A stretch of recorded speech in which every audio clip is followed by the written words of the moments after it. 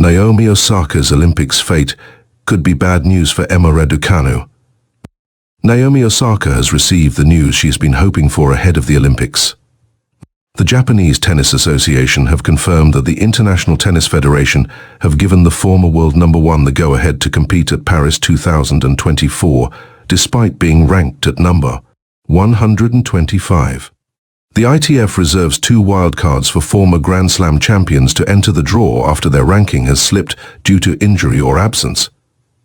With one appearing to go to Osaka, it means that Emma Raducanu has an even smaller chance of getting the last remaining wildcard. The official rankings cutoff for the Olympics has passed, with this week's standings being used to determine who can represent their country in Paris this summer. But there are plenty of high-profile players who didn't make the cut. Osaka is among those whose ranking wasn't high enough, as she recently had a 15-month pregnancy break and only returned to competition in January. But the Japanese Tennis Association has now confirmed that the 4-time Grand Slam champion has been given a place at this year's Games.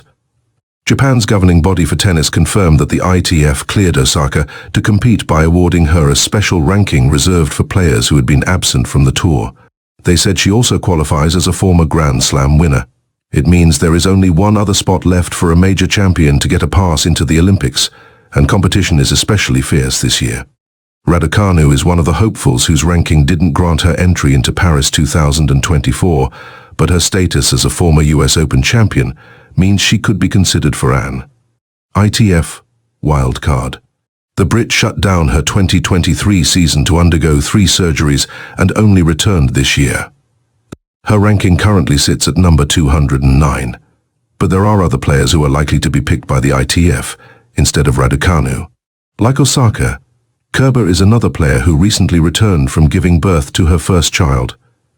The German is a former world number one and has 3 Grand Slam titles under her belt.